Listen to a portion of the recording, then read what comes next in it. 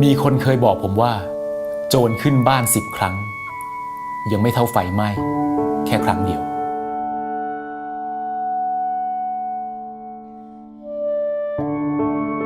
ไม่น่าเชื่อว่าไฟไหม้ครั้งเดียวจะเปลี่ยนชีวิตผมไปทุกอย่าง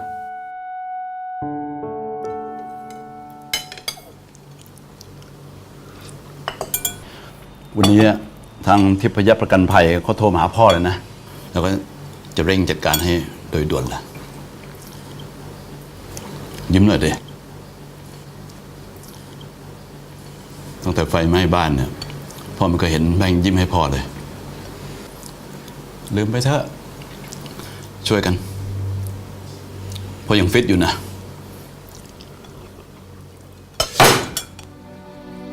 ฟิตเหรอพ่อจะฟิตเพื่ออะไรครับทุกวันนี้ผมเป็นคนหาเงินเข้าบ้านแล้วพ่อยังมาทำบ้านไฟไหม้อีกผมบอกพ่อกี่ทีแล้วอะเวลาพ่อไหว้พระจุดเทียนเสร็จพ่อก็ดับแค่นี้เองแล้วประกันที่พ่อทำไว้เนี่ยเขาจะจ่ายให้เราเท่าไหร่ข้าวของเครื่องใช้ที่มันไหม้เนี่ยเขาจะจ่ายคืนให้เราไหมพ่อประกันปกติเนี่ยนะพ่อเขาไม่จ่ายหรอกนะครับผมก็ต้องหาซื้อเข้าบ้านอยู่ดีไหมพ่อมันเหนื่อยนะพ่อฟังผมนะพ่อเข้าใจไหมว่ามันเหนื่อย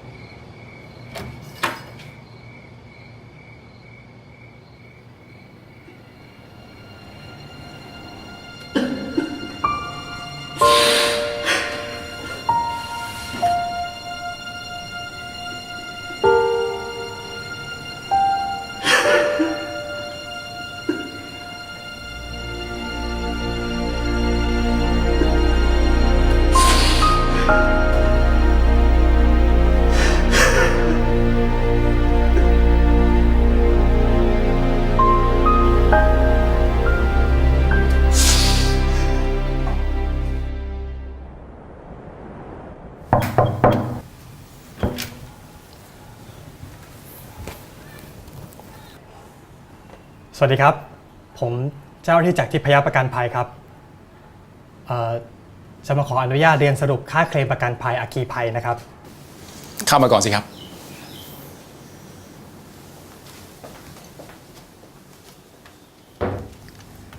ทางทิพยประกันภัยของเราต้องแสดงความเสียใจกับเหตุการณ์ที่เกิดขึ้นด้วยนะครับทางเราพยายามที่ทำงานอย่างเร็วที่สุดสรุปก็คือว่าทางทิพยประกันภัยของเราจะจ่ายค่าบ้านตามความเสียหายจริงของคุณลูกค้าครับแล้วก็ยังจะคุ้มครองไปถึงเฟอร์นิเจอร์แล้วก็เครื่องใช้ไฟฟ้าที่ถูกไฟไหม้ด้วยครับและอย่างที่ผมได้โทรแจ้งกับทางคุณพ่อไปนะครับระหว่างการซ่อมแซมบ้านใหม่ในกรณีไฟไหม้หมดทั้งหลังค่าเช่าที่อยู่ชั่วคราวเรายินดีจ่ายตามจริงวันละไม่เกิน 1,000 บาทแล้วสูงสุดได้ถึง 100,000 บาทครับแค่นำเอกสารใบเสร็จรับเงินไปยื่นกับทางบริษัทแค่นี้ก็เรียบร้อยแล้วครับสวัสดีครับคุณพ่อครับสวัสดีครับผลสรุปเป็นไงบ้างผมได้เรียนให้กับทางคุณลูกชายคุณพ่อทราบแล้วครับว่าทางทิพยประกันภัยของเราจะคุ้มครองค่าเสียหายให้ทั้งหมดจริงเลยครับพ่อครับผมขอโทษครับพ่อจริงๆมันไม่ใช่ความผิดของพ่อเลยครับมันเป็นอุบัติเหตุผมต่างหากพ่อที่ผิดที่ไปว่าพ่อแบบนั้นนะครับไม่เป็นไรหรอกมีอยู่แค่2 คนนี่แหละทำไมรักลูกแล้วพ่อจะรักใครหรอเรื่องบ้านนี่เป็นหน้าที่ของทิพยประกันภัยให้เขาคุ้มครองส่วนครอบครัวเป็นหน้าที่ของพ่อต้องดูแล